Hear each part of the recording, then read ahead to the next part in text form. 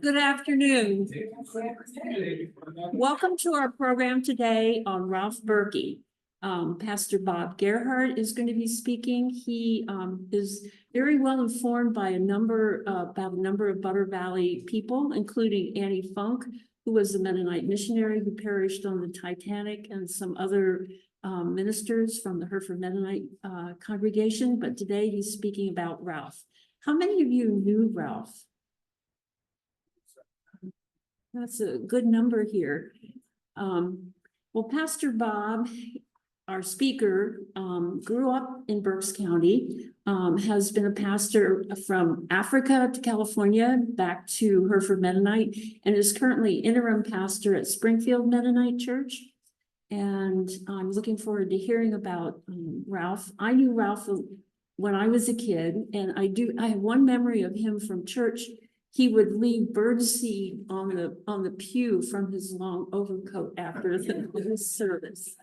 So, Pastor Bob.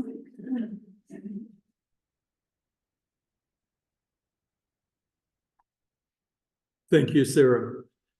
Well, this is a privilege to reflect on the life of Ralph Berky, but it's also an intimidating experience, knowing that some of you knew more about Ralph than I did. Some of you are related to the Berky family, and some of you have no knowledge of Ralph and are expecting to find out more about him.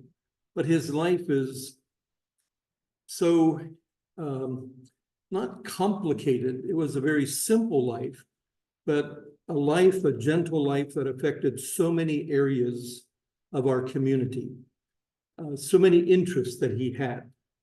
And we'll try to explain his life, his legend, or the legend that some have about him, and then what legacy he is leaving for us. Well, let's see if we can get this to work here.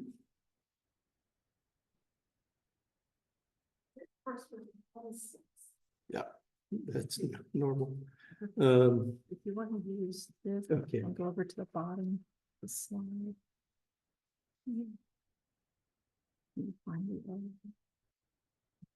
Okay, there we go. Okay, so for those of you who are not familiar with Ralph Berky's home community, which today we describe as the Butter Valley, you have to go to Berks County, just not far from here, about 7 miles from here actually, to Ralph's home. And Berks County is kind of it was the frontier of early colonial days, as land was purchased by treaty from the Lenape Indians up to the Ole Hills, and then to the Lehigh Hills, and then finally to the Blue Mountain. But the very extreme eastern part of Berks County, right in here, is what we call the Butter Valley. It would extend from Valley to Palm, from Hereford to the Huff Church Road, up the Huff Church Road partly. It's the valley that is just on the edge of Berks County and the Montgomery County line. You are seated right about here in Montgomery County. Butter Valley is an old name. However, one of Ralph Berky's legacies is that he revived the use of the term Butter Valley. He made it known to those of us living there and people moving into the area, because the problem with Butter Valley, it does not appear on any maps, road maps. I don't think the government knows where it is, which is a good thing, but it is a local name, and it actually does go way back. I found a publication that was published in 1896 referring to the old name of Butter Valley for this region.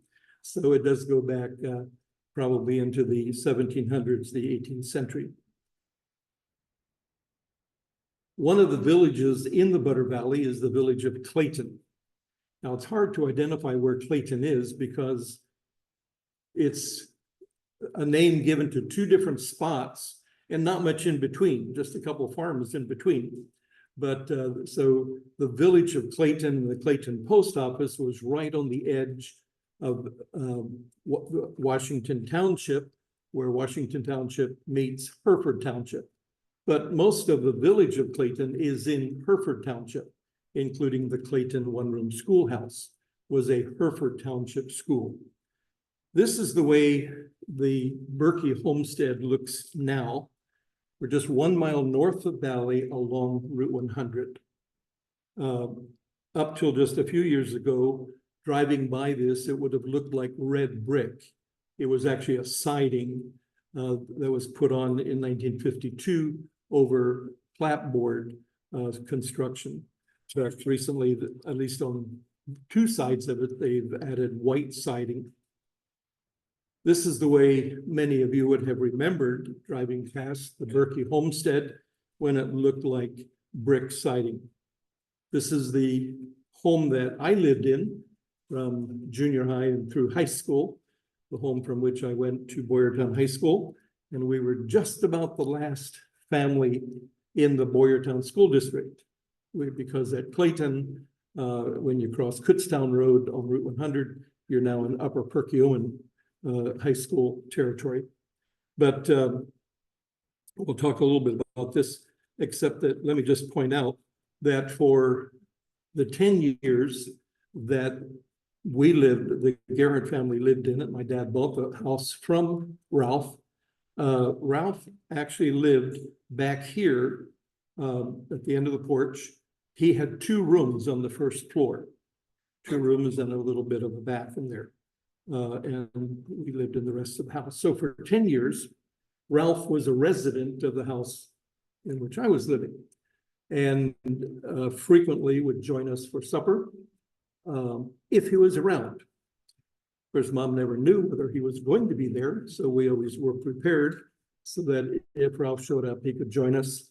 And if he came a little bit later and had already had supper somewhere else at somebody else's home, then we just greeted him and he went to his little 2-room apartment back there.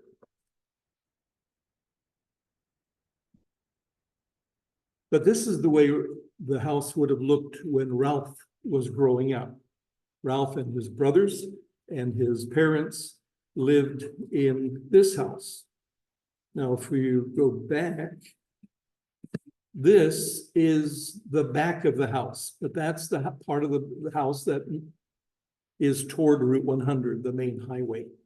So when you're going down from Clayton or from Hereford to Valley or Valley to Hereford on 100, you're seeing the back of both this house and the neighbor's house here. The front of the house is here. Because old Route 100 did not go straight past through Clayton. When it came out of Valley, for going northbound on Route 100, you come about a mile or 3/4 of a mile out of Valley. Schuler's farm, Schuler's Lane goes off to the right. That was actually the highway. And the highway came in, this would be Schuler's Lane going back here. But then it made a right turn from what's presently Route 100.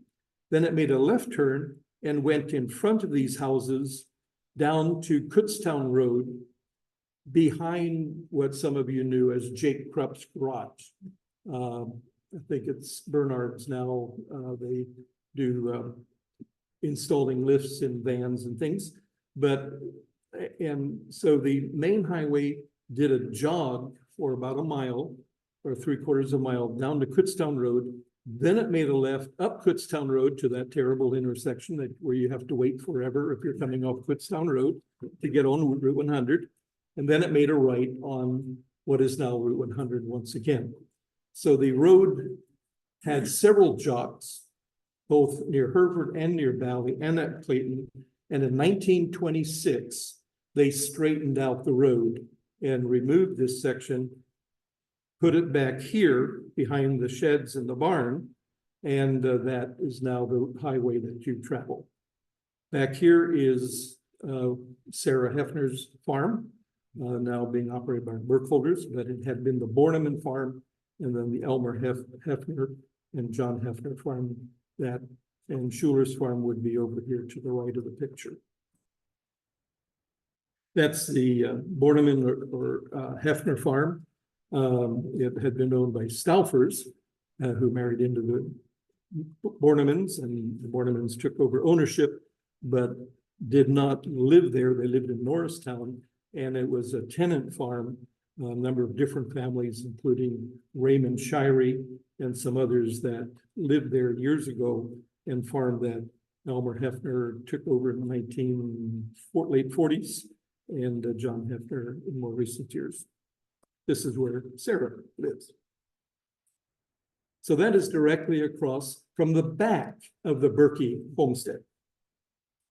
Now, when Ralph was growing up, the Berky family was involved with the Hereford Mennonite Church, the original, not the original building, but an early building that was put up in 1750 was 1732 actually was built, and then 1790 added to it. This was a log structure with clapboard on the outside, and that became the Mennonite Church, the meeting house, from the mid 1700s all the way to 1899. But in 1851, the brick church was built just on the other side of an oak grove. You see the oak trees here. A division had taken place in the Mennonite congregation, and we end up with two churches, two congregations sharing this building called Hereford Mennonite Church. So there was Hereford Old Mennonite, Old School, and Hereford New School, or Hereford New Mennonites. The New Mennonites built the brick building in 1851 and invited the Old Mennonites to share this building as we had shared the old building. They decided to stay in the old building, but Ralph's family, when Andrew Berky moved into the area and got married and became part of this congregation. So Ralph would have known this building in his youth, since he was born in 1890, and this building was continued to be used until 1899. However, this is the church that Ralph would have called his home church. It was the New Mennonite Meeting House. Back here's the old part that was built in 1851, and then this was added in 1897. And Ralph was an active part of this congregation until the time of his death. It was from this building that, or in this building, that his memorial service was held on Easter Sunday in 1977. He died on Good Friday, and the burial then took place in the cemetery on Monday morning after Easter. Whoops, looks like we have a little competition here with Andrew Stauffer Berky. But Andrew Stauffer Berky and his wife Amanda Weller, were parents of 7 children. 3 did not survive childhood, and so the 4 sons grew up. They had a sister that had died young, and Ralph was the youngest of the family. So Andrew was active in that Hereford Mennonite Church, but he was a school teacher, taught at the Clayton one-room schoolhouse. With those of you familiar, when you start down Tollgate Road from Route 100, the school building is still there. It's been converted to a home, and that's where he taught school. As a young man, started teaching at age 17. Andrew Stauffer Berky, Ralph's father, always wanted to have higher education, but the family was too poor to have access to that. The only training he ever did was formal training, was taking a Chautauqua correspondence course. But he could read, he could write, he could cipher, and that was good enough for the school board to hire him as a school teacher. But they got a dandy of a school teacher, because Andrew was curious about the world. He was interested in learning. He wanted to master the subjects that he was teaching to the children. And one of his pupils, by the way, in the Clayton School was Annie Funk, who later went to India and lost her life on the Titanic. However, after a few years, Andrew started teaching at Deal School, which is on the edge of Valley, And because of where they lived, that's where the Berky boys went to school. So Ralph did not attend Clayton School. He attended the school that often was called Bally School, but it was outside of Bally, Deal School. Now, the oldest brother, Dr. Oswin Berky, the four boys were just as curious and interested in life and learning as their father. And Dr. Oswin Berky became a medical doctor, studied in Philadelphia. He helped organize the Borough of Bally. He helped organize Bally Block, First National Bank of Bally, and the fire company, and a whole bunch of other things. And he served as the family doctor. A lot of Bally people were delivered by him, and he gave them their first SWAT in life, dying in 1949. He opened his doctor's office right next to Bechtel's store, and this is the old wooden store, which the same week of the sinking of the Titanic caught fire and burned. The livery stable burned, the store burned, and Dr. Berky had to rescue his furniture and his equipment and his medical supplies from his office, which was around the back, and they saved his home, his property, but not the store. Now, sorry about this is now Darius Weller Berky. All of the boys took their mother's maiden name as their middle name. Darius was again brilliant, probably the most educated of all the brothers. Graduated from Berkey Franklin Marshall, took courses at University of Pennsylvania, and some of his descendants are here. And he was the first American to reach Timbuktu. First European to reach Timbuktu, first American as well to cross the Sahara. The French had crossed the Sahara in short expeditions over years, but he did it in starting in 1912, got there in 1913 on camels, and his diaries of that are incredible. Then the next year he decided that was too hot in the desert. Actually, he wanted to go back, but he had gotten malaria, so he worked for Carnegie Institute. They said that's not healthy, so he went up to Hudson Bay and about froze to death. Just as much. By the way, he almost froze to death in the Sahara because the water, it got really cold at night in December in the mountains. So he didn't get away from the cold, but he did get away from the heat. And then a year later, he went to the Amazon. He was a bachelor during this time, came back, married Mabel Schultz, and became the father of Andrew and Marion, and some of their children are here. And he became a professor in Sewanee, Tennessee at the University of the South.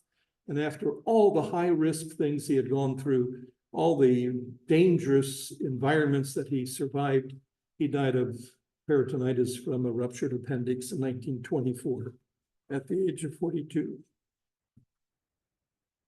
The third brother, Herbert, also had a higher education, went to Princeton, became a chemist, science teacher, helped start Bluffton College in Ohio, became the dean, and retired in 1958.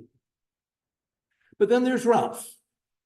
And this excellent sculpture is by Joseph Nichols, and a good likeness of Ralph as I knew him as a boy, when I was a boy, not when Ralph was a boy. I'm not that old. I have memories of Ralph as from at least the last 80 years, because I was 2 years old when I would have gotten to realize who Ralph Berky was, because we lived along a lane that he walked past every day. And he would stop and get acquainted with us little guys. And he became a hero when I didn't know what heroes were about.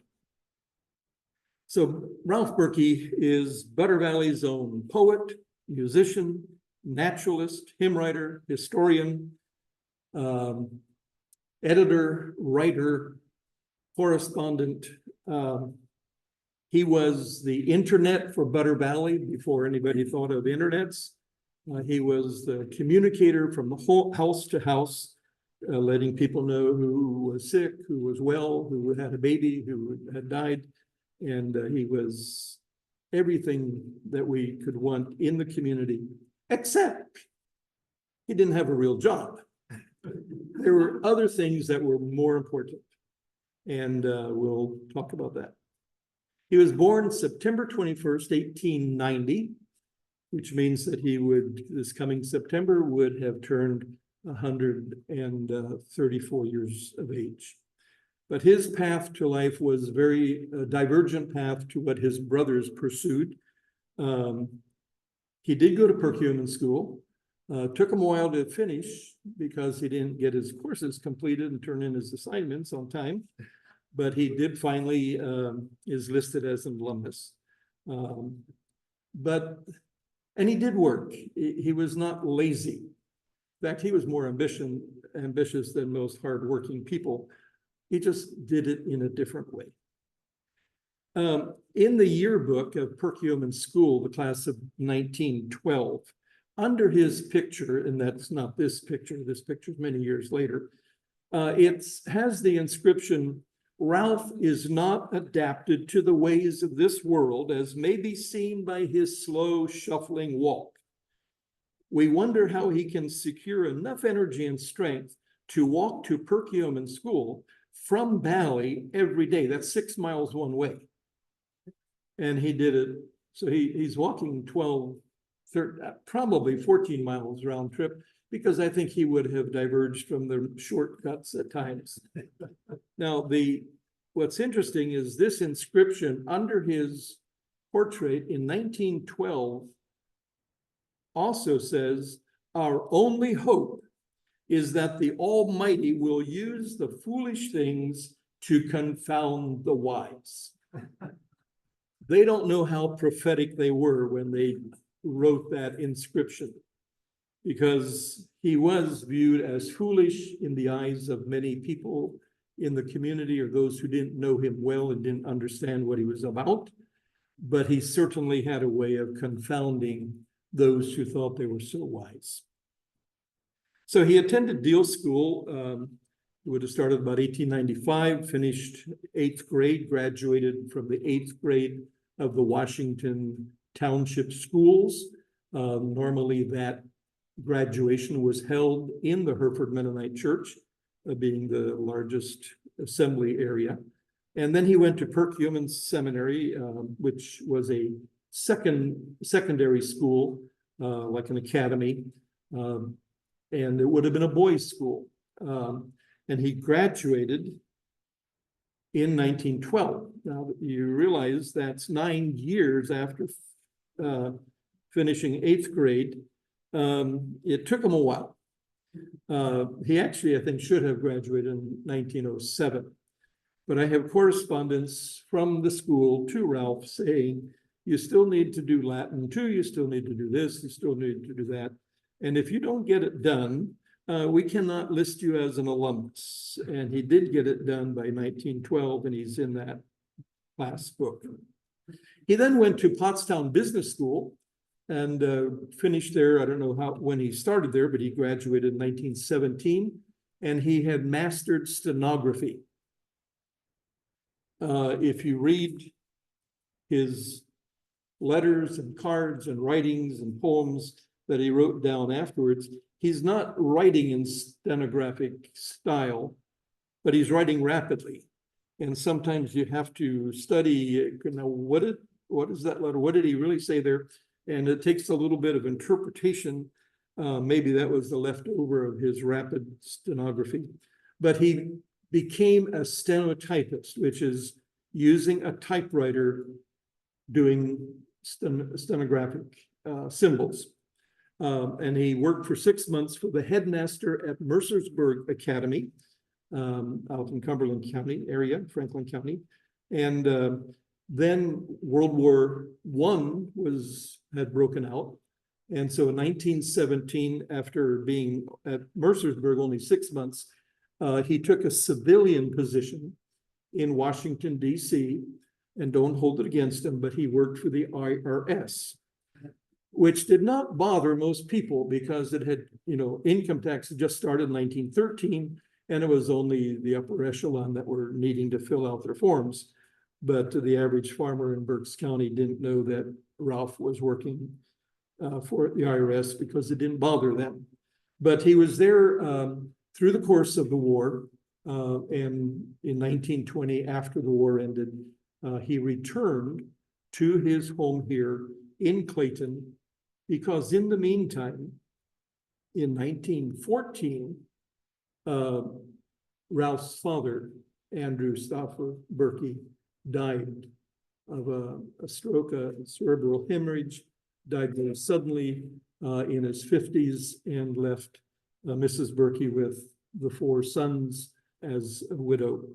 And so while the other boys were still around and Osmond was getting his business started, by 1920, it was felt that Ralph is still single. The others are now married and have other activities going with their families. So Ralph moved home to care for his widowed mother.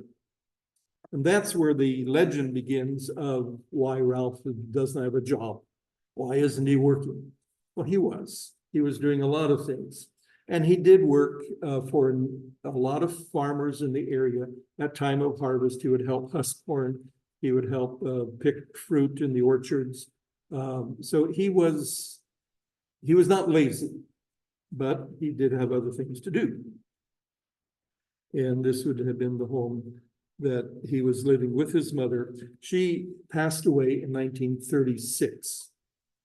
And one of the things that happened, she was a beautiful woman, and Ralph describes her as a very beautiful woman when she was young, which is why Andrew fell in love with her.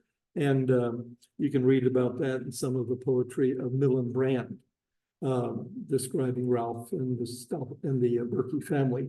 But in during the 30s, Mrs. Berky was sitting out on the porch. She had beautiful long hair. In those days, all the women had uncut hair. And as she was combing her hair, and the strands of hair from the comb went floating away, a Baltimore Oriole came and picked up some strands and flew up to a tree and started weaving it into the Oriole nest. And she was so fascinated by this, she started putting strands of hair out rather than throwing them away. And Ralph discovered where that nest was. Later on, after the season, he went up and clipped the branch on which that nest was hanging, and he had that in his collection for many, many years. To show his close relationship to his mother, she died in May of 1936. The morning that, the day of her death, that morning, Ralph had been planting yellow mustard beans in the family garden, which was this plot out here. His mother died that day. So every year on the day of his mother's death, he planted yellow mustard beans. When we lived there and had our little garden there, he would ask if he could have a row where he could plant his yellow beans. They were yellow beans. They were used for mustard beans, as you know, if you're a good Pennsylvania Dutchman. So here's Ralph. He's a naturalist. He's interested in nature. And he started a nature club for the neighborhood at age 12, which would have been in 1902. He organized the Butter Valley Meadowlarks. Oops, it's not showing up here. He organized the Butter Valley Meadowlarks as a club in 1930, when Ralph was now about 40 years of age. It's a club for boys and girls ages 8 to 18. And there weren't many clubs in the Butter Valley at that point. This is before 4-H or anything else like that. And so he got this idea of having kids together, and they called themselves the Butter Valley Meadowlarks. So while they would meet in different homes and in the neighborhood, he decided what we need is a place to meet and where we can do our nature studies together and keep things. So he established Larkland in 1933. Now, if you go up the Hoof Church Road, the first farm immediately on your right is the Hoffman Farm. And then just beyond that is the Macemore Farm, which is Forever Green Farm. And this is their lane going back in. It's now operated by Ben Macemore, 5th generation, I guess, by now. And this tract of woodland up here is what was set aside as Larkland. It was not owned by the Macemore family. It was woodland that belonged to Annie Funk's family, James Funk, on Tollgate Road. Most farms had a woodland up on the hill for your wood supply in the wintertime. It wasn't necessarily attached to where you were farming, but you knew whose wood lot would tract belonged to whom. So Ralph negotiated with James B. Funk, Annie Funk's father, he was given permission to use 2.5 acres. And there was an agreement. It was considered a lease. Ralph never bought it, never owned it. It always belonged to the farm. But it was an arrangement, a lease that Ralph could develop it, do what he wanted to there.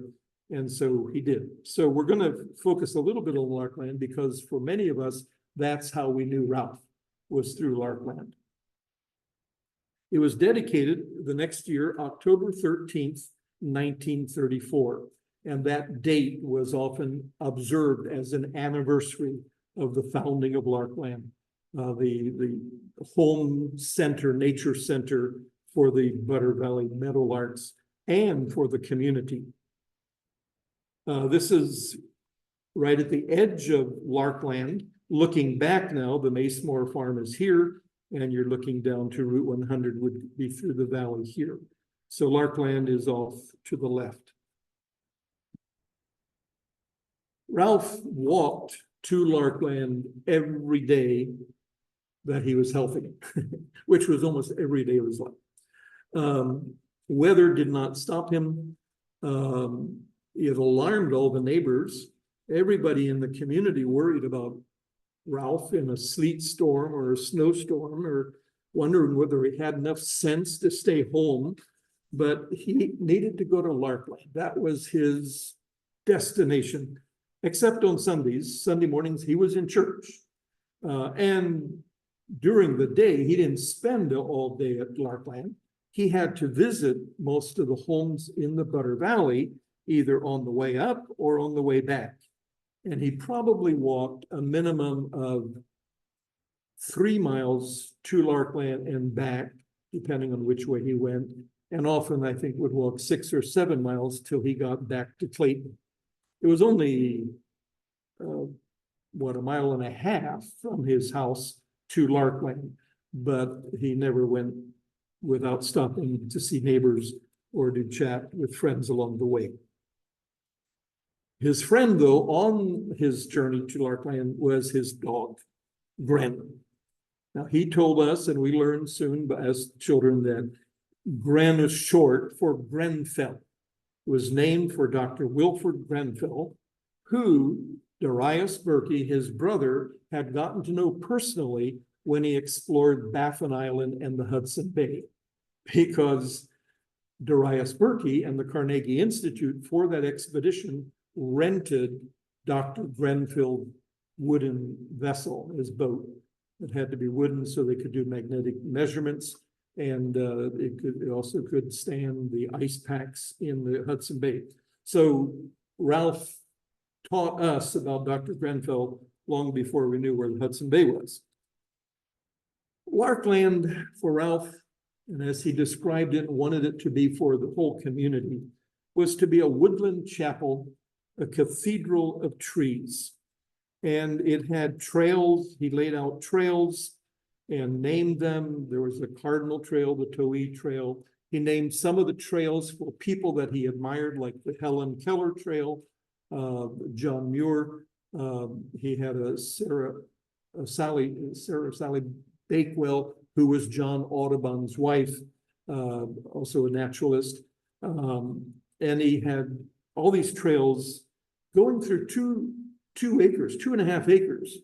So they intertwine, but because of the way the trees were laid out and the way he cultivated some of those trees, you thought you were walking miles on these trails. You didn't see the other trail, even though it might have been only 18 feet away from you because of the growth in between.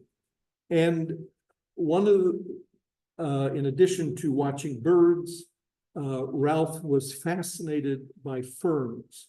He was a real expert on the ferns of eastern Pennsylvania. and he would introduce us not only to Christmas ferns, which everybody knows, but to the crow's foot, to the maiden's hair, which is fairly rare, or was rare in those days. And he would show us where you could find maiden's hair fern, and don't damage the plant because it's rare. And in addition, he had interest in rocks, in geology, not so much the structures of hills and mountains, but the beauty of a stone, the beauty of a rock, the different colors, the textures. He taught us how to find hematite and magnetic, that would be magnetic because of the iron ore on the hillside. And he also showed us where the iron shaft was, but don't go near it because it's open. And if you fall in, nobody will know you're down there and you'll never get out. And so we stayed away from it until we were older, and then looked over the edge, but we're scared to death to get too close. But that was not at Larkland. That was a couple hundred yards away up on the hill. But Larkland was designed for people to come and enjoy nature and to notice things as Ralph was noticing them. He wanted people to be sensitive to God's creation. And he was not, it might come up a little bit later, he did not worship nature. He worshiped nature's creator. And he made that very clear. He did not identify himself. People said, oh, he's like Henry David Thoreau living out in the wilderness. No, he didn't, he was not a fan of Henry David Thoreau because of Henry David Thoreau's theology. He was a fan of John Muir, who saw nature as God's handiwork, and that the more we understand the handiwork of God, the more we'll appreciate and worship the God who designed it. So here's approaching Larkland. Some have asked, what does Larkland look like right now? The last time some of these pictures were taken in October of 1990, when we did find a good trace of things that were still there. In 1993, the Washington Township Historical Society had a doggy roast at Larkland, and I think that's the last doggy roast that they ever had up there, excuse me, that was ever held in Larkland. The doggy roast was the event of the year if you lived in the Butter Valley. At least 100 people would show up for the doggy roast. If it had fewer than 100, it was disappointing turnout. Well, there weren't more than 100 people living in the Butter Valley at the time, but everybody came. People came from Valley, from Hereford, from Clayton, from the Host Church area. And some of you, how many of you were at a doggy roast at Larkland? Okay. Now, by the way, if you're younger than 50, you don't have any memories of Ralph because he died 47 years ago and you might have been 3 years old. But the last doggy roast that Ralph would have conducted would have been probably in the mid-1970s before he became weaker and could no longer maintain Larkland. So this is coming up. If you're familiar with the area at Clayton, at the Kutztown Road, if you cross Route 100, if you manage to get across safely and go up the hill, you go past the little evangelical congregational church on the left, and that becomes Church Road, okay? And so it curves around, and where it gets to the Hoofs Church Road in about a mile or so, if you go straight across, you go down on Caller Road, down to a little house that we always called it the Little House because it was separate from the big farmhouse of the Macemore farm that you were seeing on these pictures. In fact, yeah, okay. Here's the Little House over here. And this is the lane going into Macemore's. But if you come down Church Road, you'd come down here and the lane now ends at that house. But Pitts and Rosie Kaler lived there for years. My parents lived there in the mid-40s. Dad always rented until we bought Ralph Berky's house. and he lived in different rentals. He rented from Stanley Bechtel, who had Bechtel Store and Valley, and Stanley, I guess, would find people that were willing to pay more rent, and Dad had to move to another place. But we ended up renting. This was war years. Housing was short supply, and we lived here from 1942, 43 until 46. And so that lane continued up the hill, across the field, to the entrance of Larkland, the western entrance. So when we were living there, Ralph walked past every morning, and by the time I was 3 years old, and my brother was 4.5, going on 5, we would join Ralph and walk with him up to Larkland. And he had things to do, and we were supposed to get back, so Mom knew where we were. So we turned around and walked back.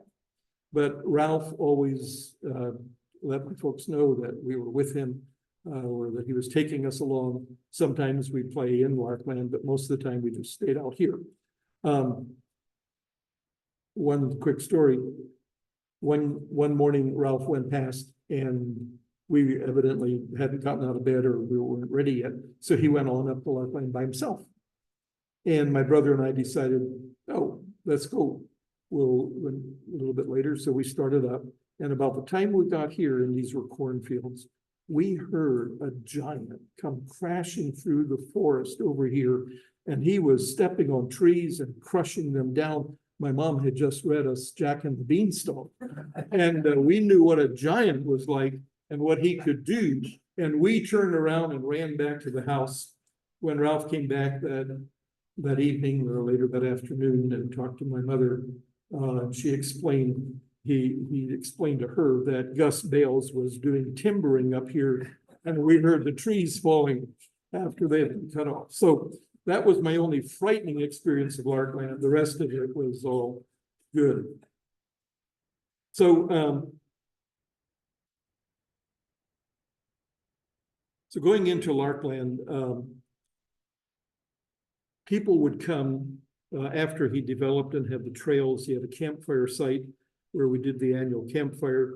These pictures were taken in the 1990s of what was left of Larkland at that point. Some of the trails were overgrown. Some were still very visible. This is the campfire site. And in 1993, our historical society in Washington Township had the final doggy roast here. The doggy roast was a program. It would have music and recitations, singing, a sing-along, even for those farmers that didn't know how to sing too well. Ralph had a beautiful tenor voice, was a great musician, and then he would have a guest speaker. Sometimes it was a clergyman, Dr. Johnson, Dr. Cooper from New Hanover Lutheran, Dr. Clyde Fry was one of the last of the speakers in the 1970s from St. John's Lutheran in Boyertown, Reverend Rupp from Spinnerstown, Great Swamp. He would have other key Pennsylvania Dutch leaders like Dr. Oda and Preston Barba from Allentown. But it was an educational time. It was an inspirational time, a worship time. But the big thing was hot dogs afterwards. Now, for the hot dogs, when we got older, we boys who helped Ralph, and I guess the girls did too sometime, but we'd go up a few days before the doggy roast and start cutting sticks, doggy sticks, shove the dog on and hold it over the fire. And Ralph gave us guidance on a good doggy stick. Don't use regular wood. Don't use regular trees. Let them grow. They're important.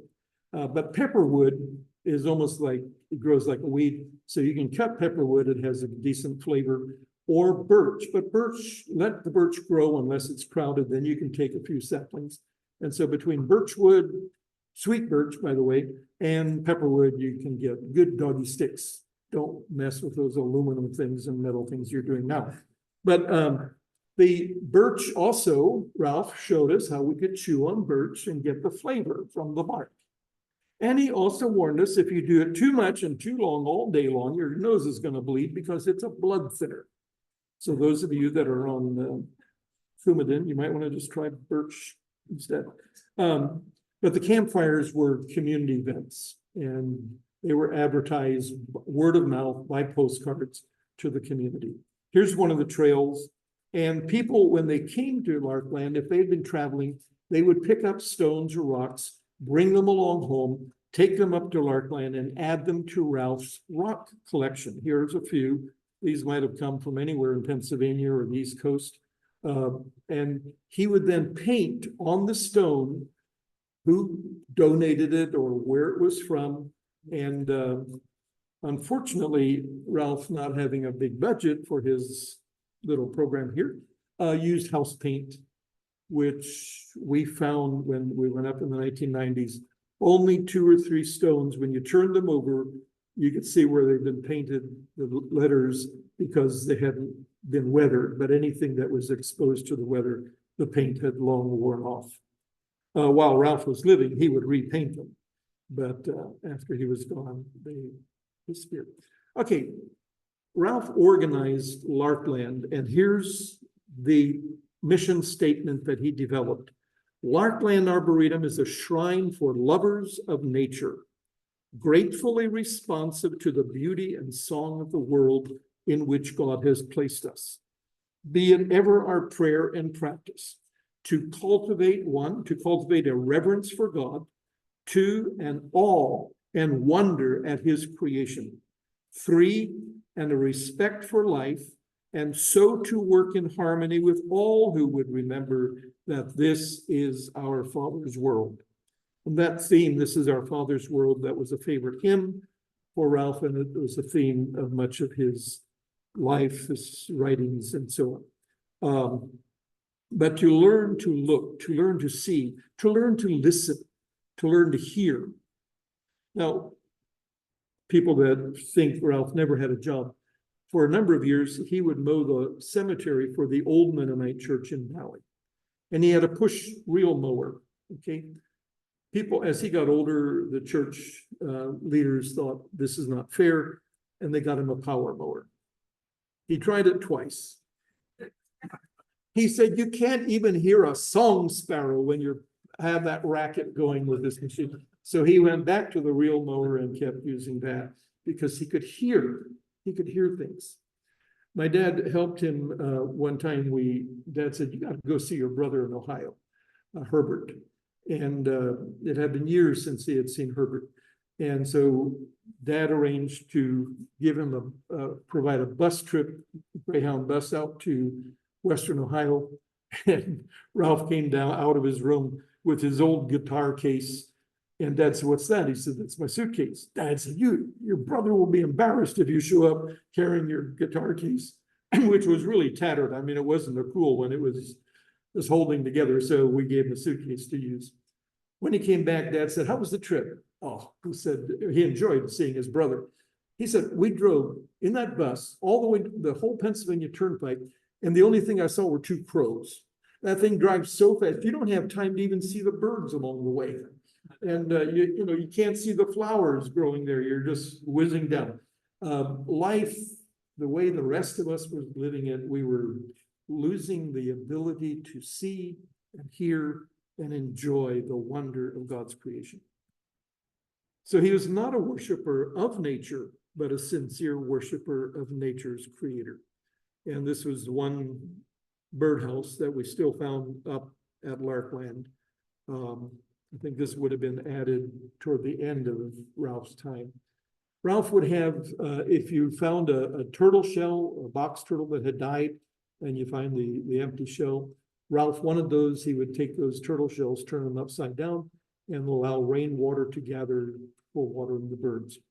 The one weakness of Ralph's dream of Larkland is it had no water. There's no stream, no springs on the property. So all the water that we use for doggy roast, for when Girl Scouts came up, Boy Scouts groups, school groups would come, church groups would come. All the water had to be carried up in the 100-pound milk cans. And we always had a couple of milk cans there with fresh water, or we'd get fresh water down at the Macemore farm or at the Little House. That was a drawback on a self-sustaining arboretum or nature center. I know some of the people in the neighborhood, my dad included, said, "We've got to drill, dig a well. You gotta have water up there." But Ralph never got around to it. That would have been a little bit too costly for his budget. Ralph was a poet, and one of the poems that he summarizes what his view of life was like: the blossom, bird, and bee, all gladness, or all witness bear. Oh, okay, let me start again. The blossom, bird, and bee, all glad witness bear. This is our Father's world, wherein he is unfurled in song and all that's fair. The earth, the sky, the sea, his wonders all confess. This is our Father's world, wherein he is unfurled, as close as touch to bless. That phrase, as close as touch, was a concept that came up in a number of Ralph's poems and greetings to people. And of course, our Father's world was also a theme. However, he didn't need just a couple themes. Ralph wrote a poem for every sunrise and every sunset. And if he had chance, he would write one for noon as well. Here's a couple of them. Pine and hemlock, dear old larkland, chancel you to a temple where, close as touch, love's Lord draws near us, greater blessings still to share. Dawns now another day upon a strife-torn world. For this, dear Lord, I pray, let peace for all be pearled. To that end, please use me, love's instrument to be. Now, these poems were not written and sent out to be published. The only reason we have them is because the people that he wrote to saved them. These were poems written on penny postcards, sent to people, maybe with a note at the bottom: "Thanks for giving me a lift," or "Thanks for all that you've done for my mother." Or he would send postcards for everybody's birthday. He never forgot us kids, or the old people that were maybe not doing so well at a time. And each poem, he'd start from scratch. They were often written, he normally wrote with a fountain pen, often in green ink, sometimes in red ink, but he'd have a few crayons, and I don't know if you can see that, but he would decorate them. Excuse me.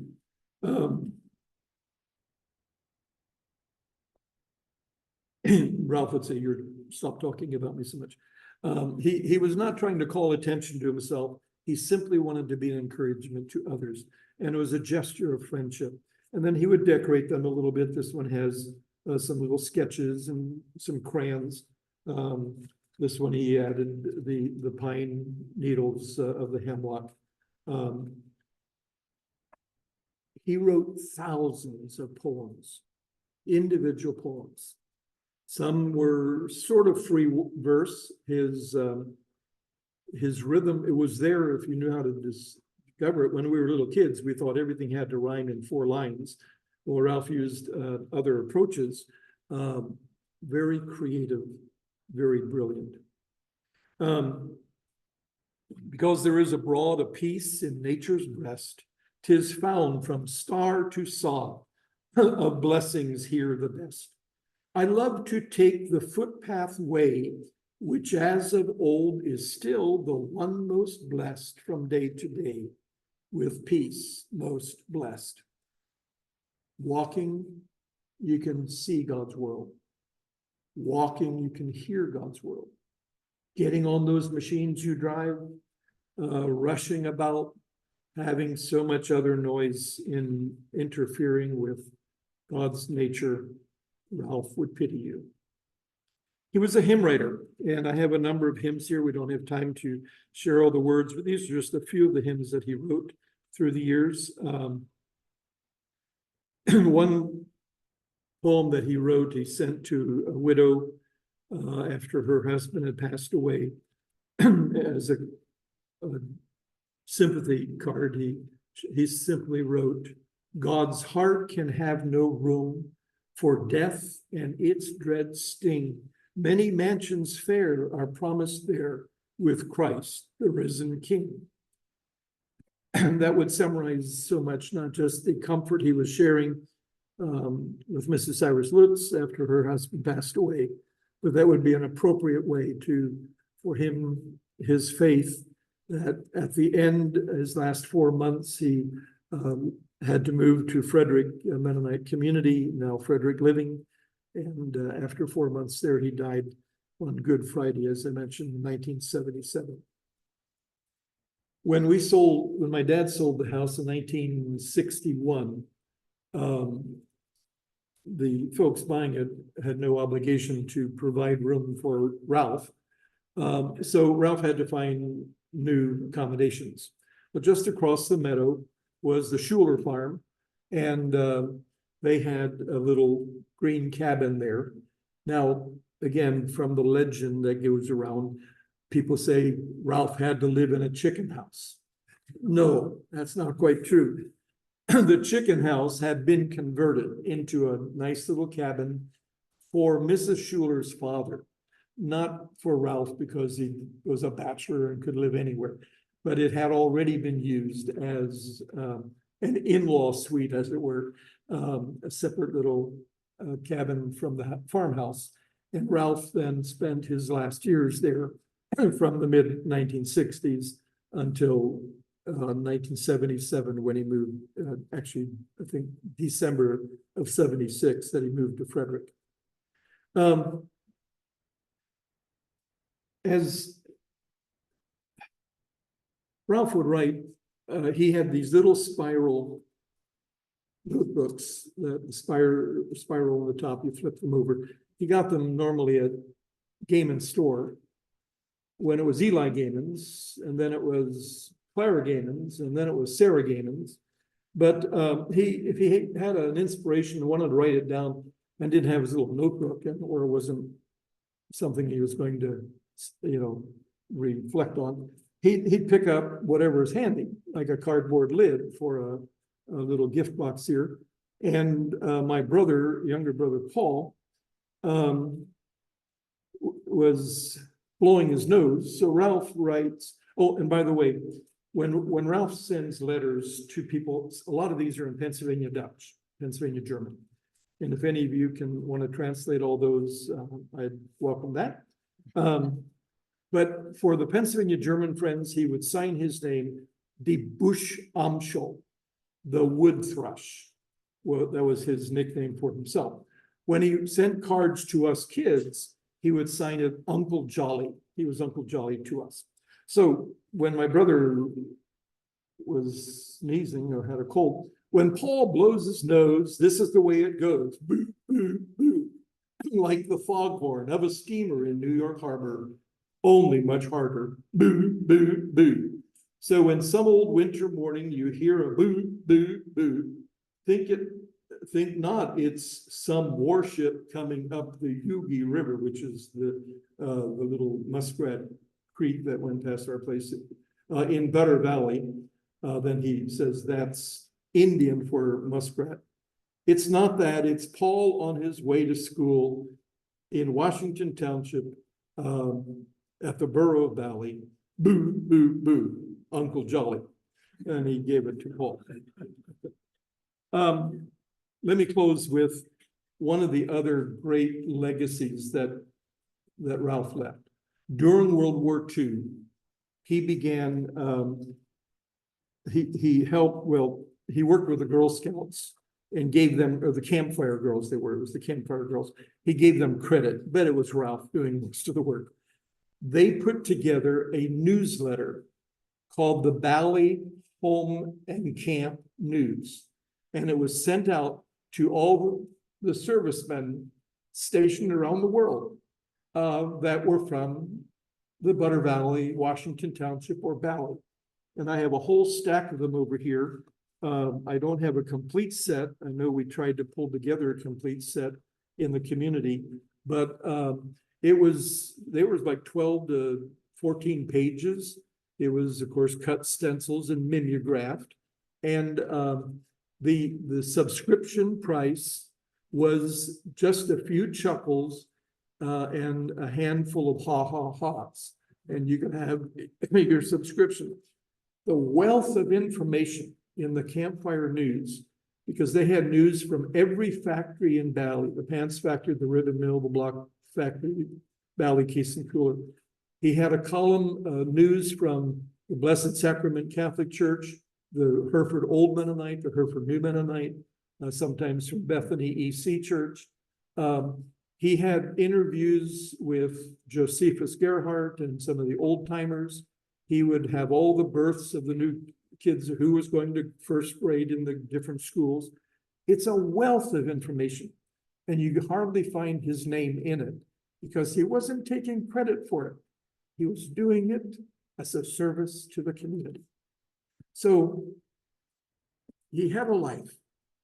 He is a legend, and he has left us a legacy. The house is still there. A lot happened in it, but even more from it because of the family that once lived there, the Berky family and Ralph, the youngest. Thanks for your interest, your participation, and I know we're over time.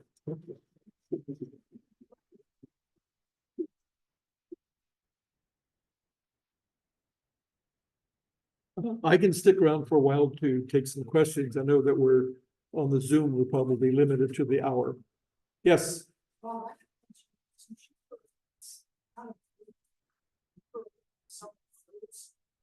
Yes. You go across the church. That's where the road from Cheaton, Yes. Yep. I walked through there with Don Warner when I was 1900. I'm just curious, when did you close that? In the 1920s. It was closed, yes. Okay, the question is, there was a road above Valley. If you go up Phelps Road, there's a crossroads, Hillcrest Road. Hillcrest Road goes off to the north or to your right if you're coming from Valley. That winds down and comes out in Clayton behind the Clayton EC Church, and actually it's part of a lane that it goes to the Hefner Farm as well. That road is on the old maps, but it was the township found it too difficult to maintain because there's several springs that kept washing it out, or there's a little stream and it kept washing out. And so they simply abandoned it. In the 1950s, you could get through with a high-wheeled vehicle, but nobody had any in those days. But it has grown over now. And then it was neglected, and then finally, I think, officially abandoned. But if you ever Google getting from Hillcrest Road to Clayton, don't believe it if they tell you go down Hillcrest Road. They might still have it on their maps, but it's yeah. And that went. There were a couple properties back up there. It went, the trailer farm was on one side of it and the Hefner farm on the other side. Yeah, my computer was giving me fits this week. I wanted to do a detailed map so you could see what we're talking about on these roads and streets, and especially where Ralph walked daily. He often stopped at Abram and Mary Gaiman's house up on Culp's Road. He almost always stopped at the Bay's house at the end of Hillcrest Road, Jim Bay from the mineral fellow. He always got to Gaiman's store. Valley used to have 5 stores, 4 grocery stores, sometimes 5, including the locker plant. He would often get to almost all of those stores, not to buy stuff, but just to talk and to find out the news that he had missed someplace else. He was not a gossip. What he shared was never putting people down. He never made fun of people. He was an extremely gentle, kind, encouraging person. Now, he was accused of passing on information that wasn't supposed to be public yet. Well, then you shouldn't have told Ralph in the first place.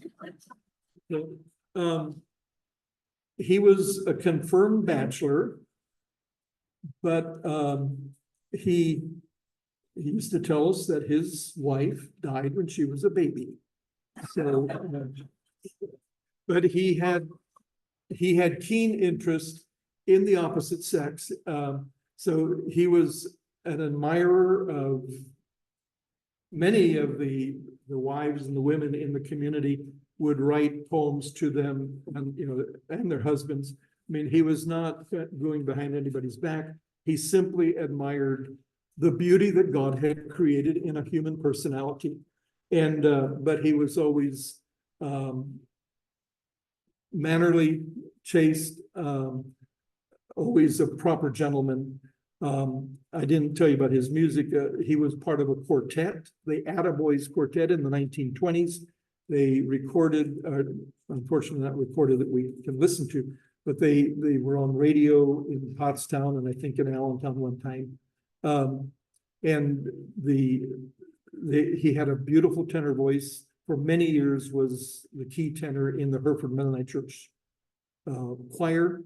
Winnie Glazer, Winnie Rothermel Glazer, and then she married Winnie Pidzonka, who passed away just a few years ago.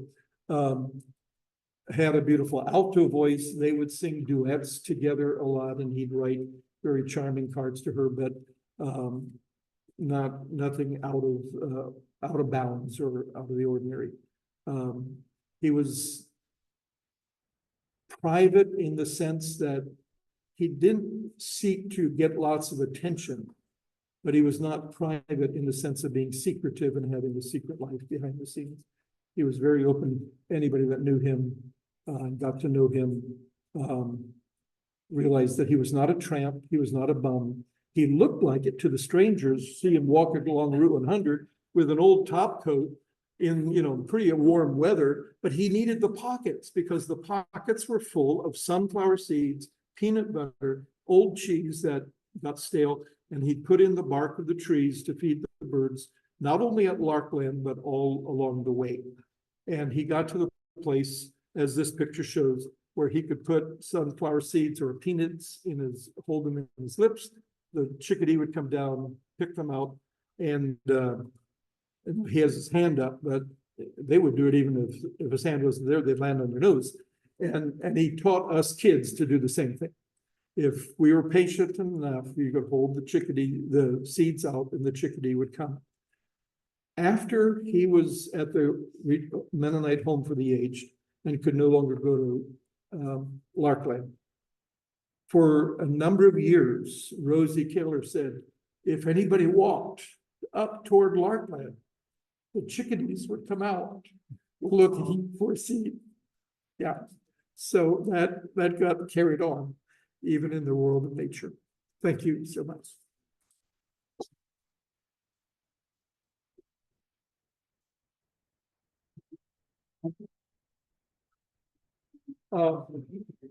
You can look at the postcards, look at the newsletter.